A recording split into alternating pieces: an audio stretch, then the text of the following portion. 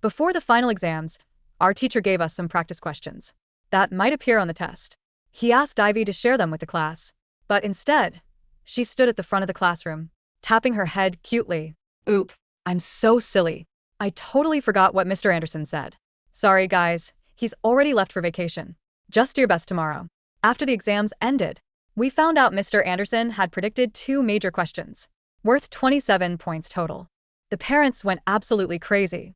They demanded the person responsible pay for ruining everyone's scores.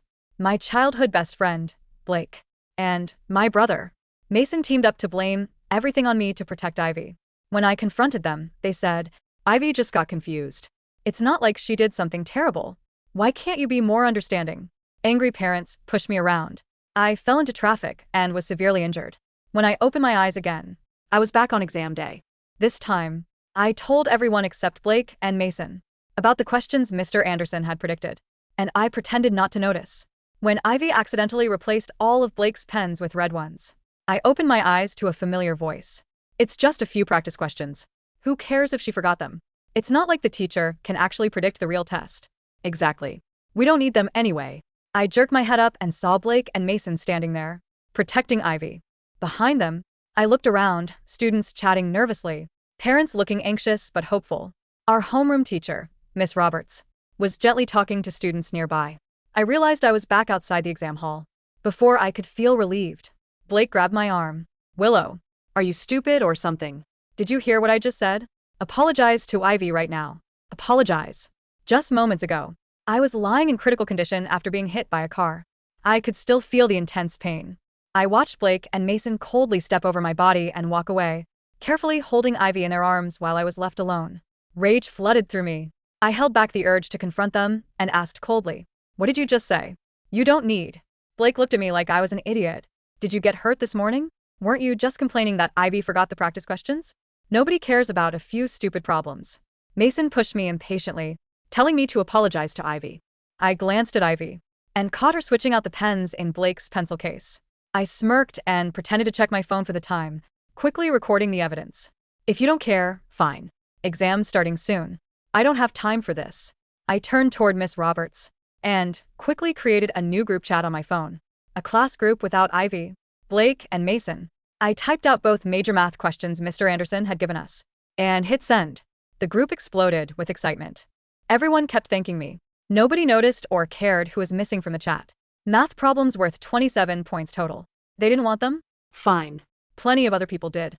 Blake and Mason saw me standing with a mess. Robertson glared at me before turning back to chat with Ivy. They even ruffled her greasy hair affectionately. I laughed quietly, excited to see Blake's face when he discovered his pens had been switched. In my past life, I caught Ivy doing this and called her out, but she just pouted and whined to Blake. "Oh no, it's my fault. I was so nervous. I wanted to check if you had everything, and I put the wrong pens back by mistake. I'm always so clumsy and forgetful. Good thing Willow has sharp eyes and caught it." "You're not upset at me, are you?" Blake wasn't actually harmed, so he easily forgave her. He even called her cute and innocent. Then he turned around and accused me of being paranoid and suspicious. Not to mention how he and Mason later threw me under the bus to protect Ivy, which led to my injury. The thing is, you don't know how much it hurts until the fire burns you. So this time, let's see if they can still be so understanding after getting affected themselves. When it was time to enter the exam room, I was walking with my roommate when Ivy ran up to us. "Willow, can you hold Blake's pencil case for a second?" My shoelace came untied. I glanced at Blake and Mason behind her and quickly stepped away from Ivy. "You want to be their babysitter? That's your business. I'm not interested in holding their stuff, just in case something goes missing later and you all blame me for it." My roommate also pulled me away in disgust.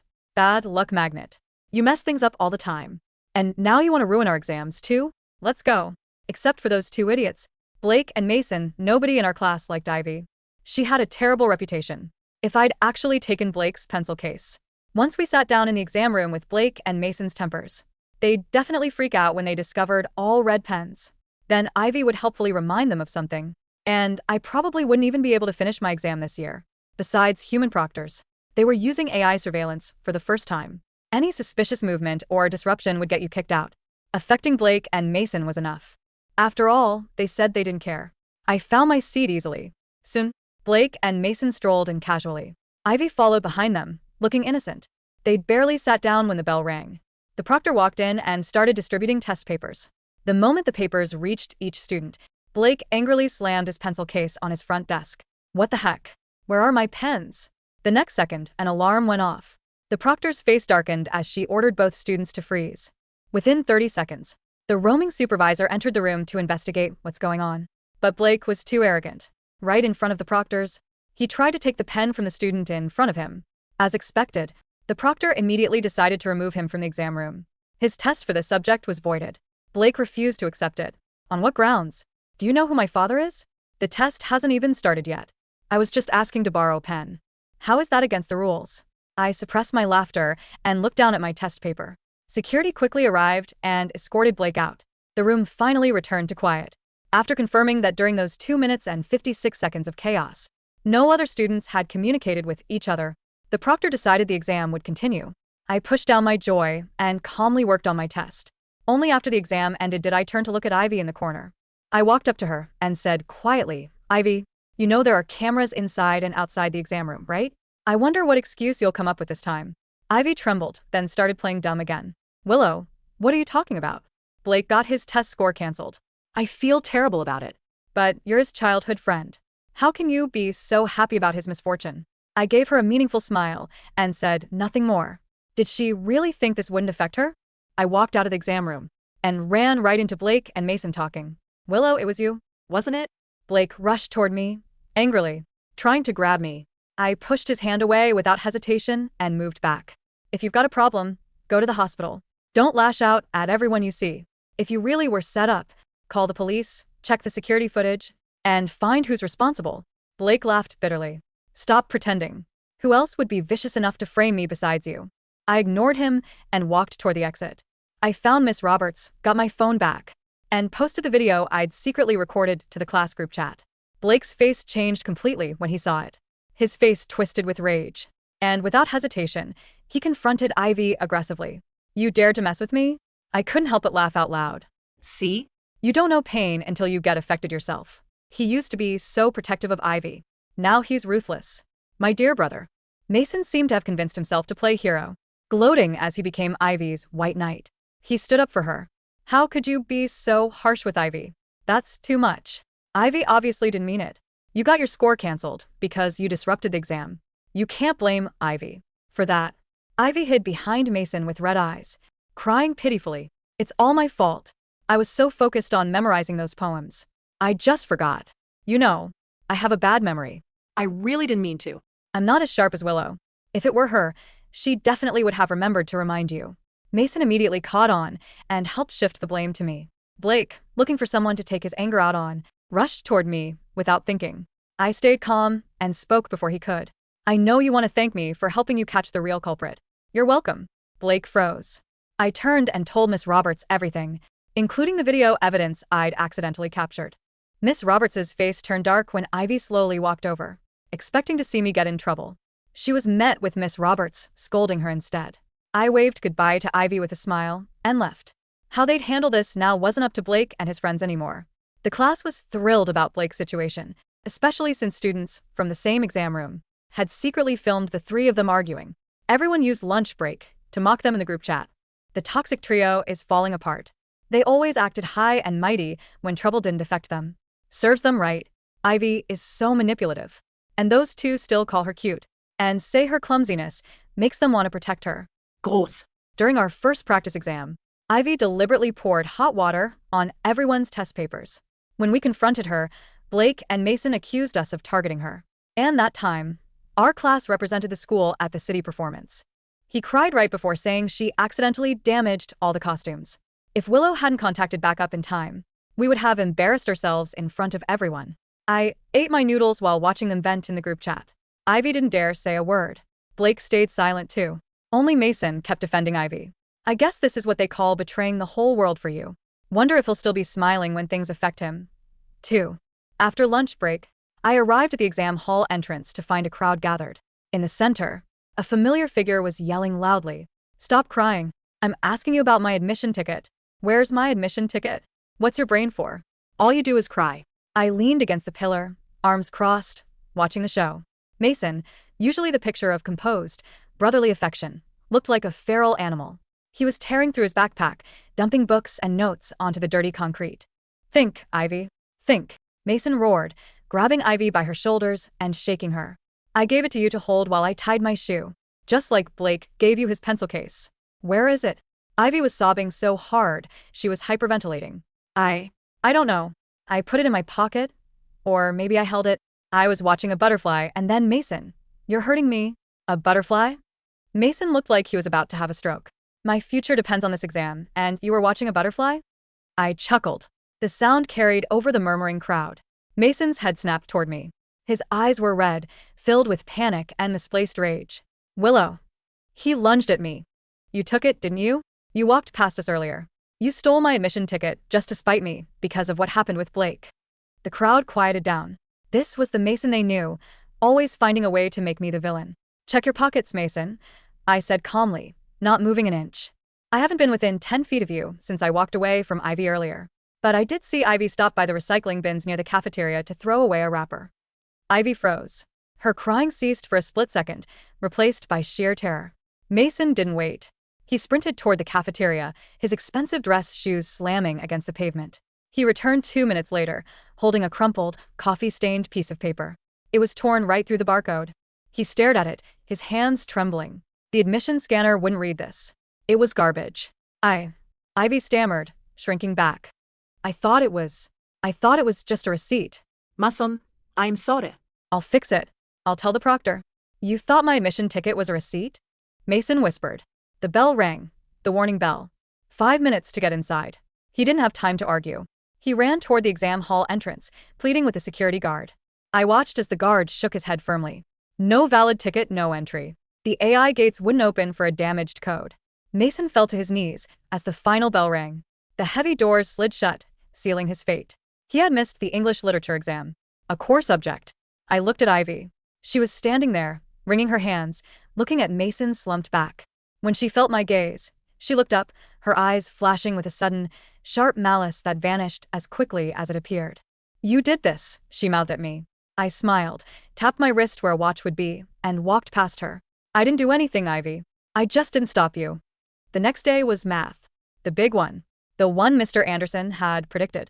The atmosphere in the classroom was electric, but only for the people in my group chat. I could see them exchanging subtle glances, tapping their fingers in excitement. They had memorized the solutions to the 2 complex problems I had sent. Blake and Mason were absent from the morning study session. Rumor had it Mason had gone home and smashed his room to pieces. Blake was currently suspended from all exams pending an investigation into his disruption, effectively ruining his GPA. When I entered the exam hall, the air was tense.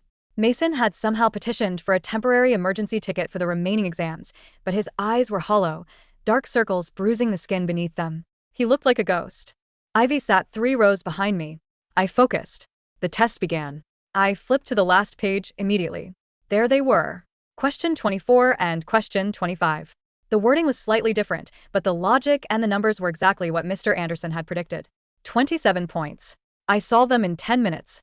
Around me, I could hear the aggressive scratching of pens from my classmates who were in the group chat. They were breezing through it.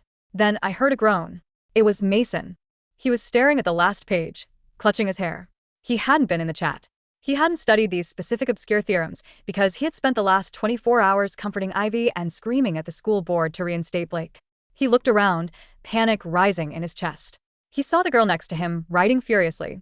He saw the boy in front of him smiling as he solved the equation. Mason looked at me. I caught his eye and gave a small, polite nod before turning back to my paper. The realization hit him. He knew. He knew I had the questions. He knew everyone else had them. And he knew exactly why he didn't. After the exam, the hallway was a carnival of joy.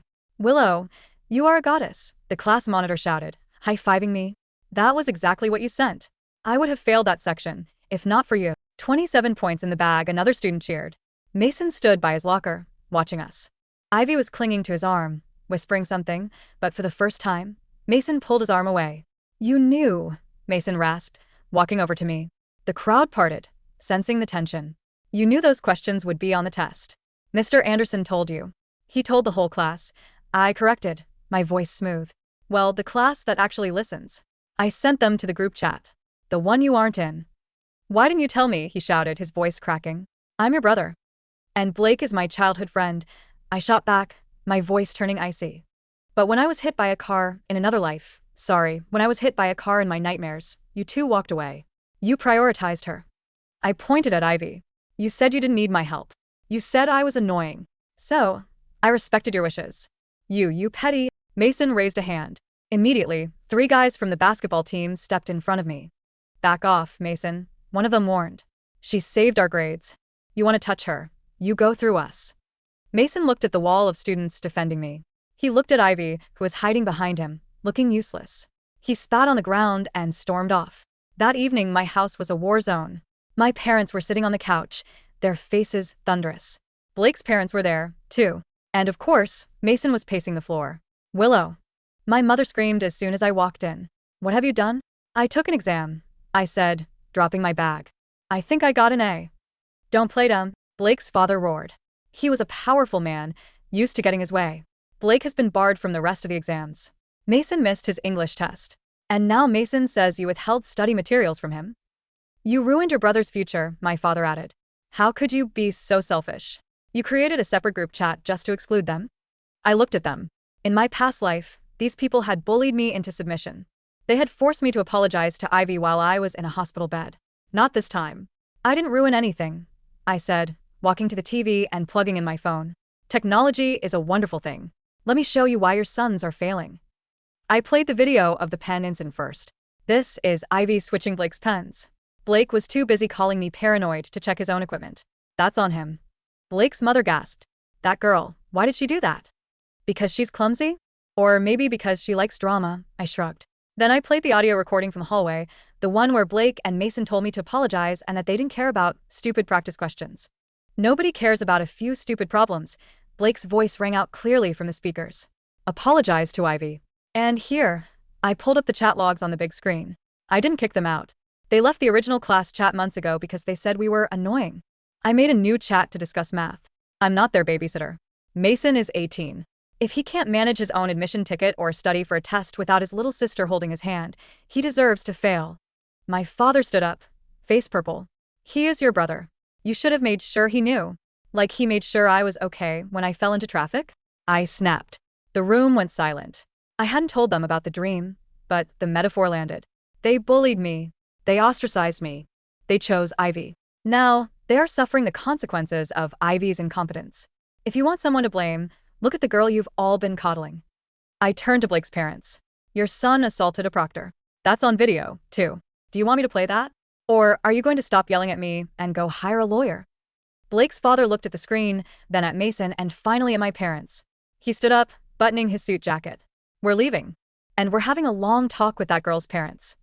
The final day of exams. History and physics. The school was buzzing. The toxic trio had imploded.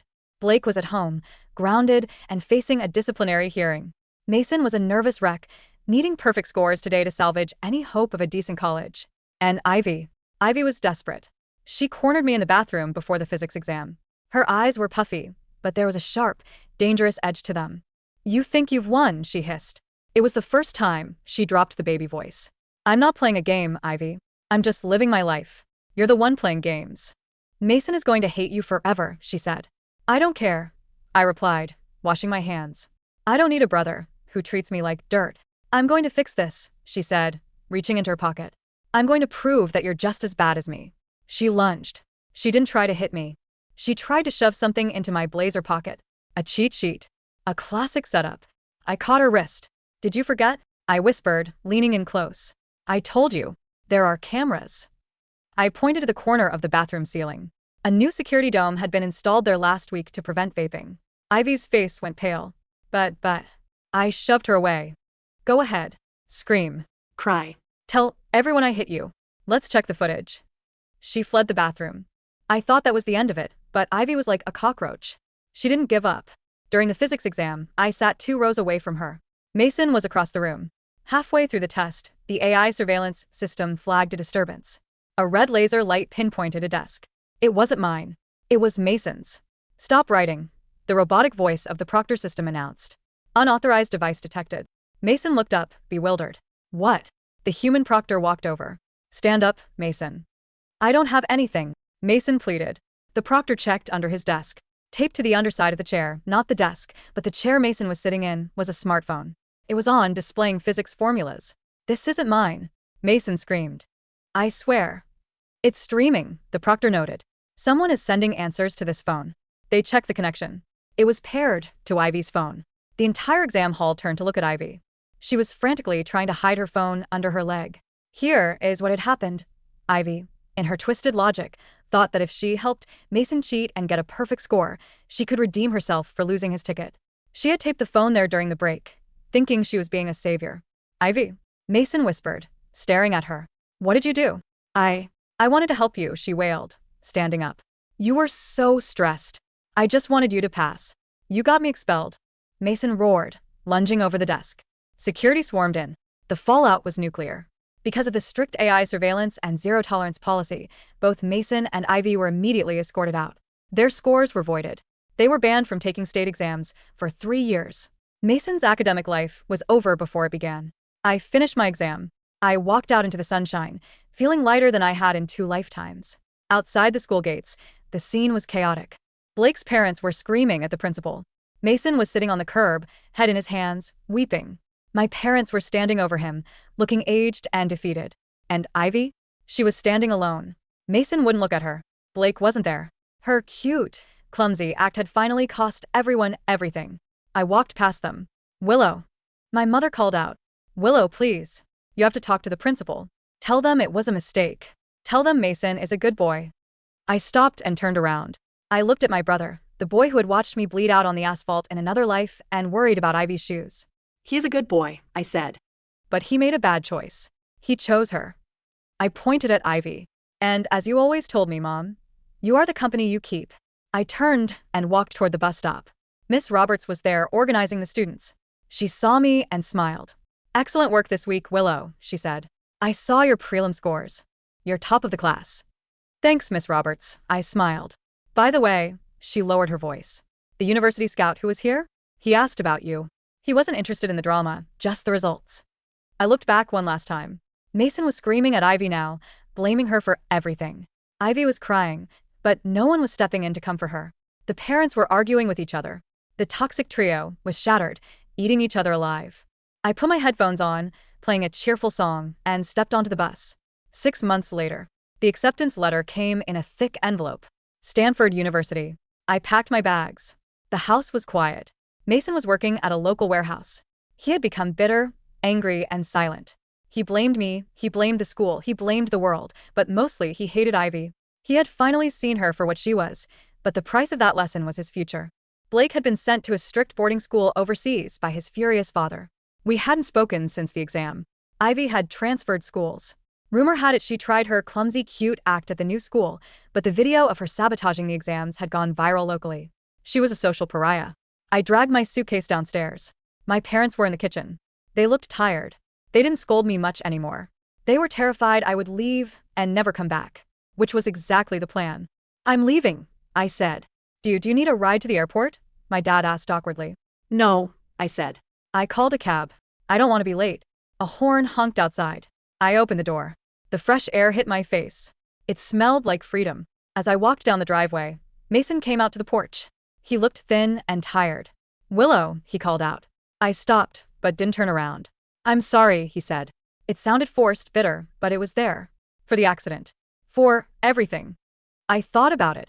I thought about the pain of the car crash in the previous timeline. I thought about the coldness in his eyes when he stepped over me. "I know," I said. "But forgiveness is like those practice questions, Mason." I turned to look at him one last time, a genuine smile on my face. "You don't need it. And I don't have time to give it to you." I got into the cab and didn't look back.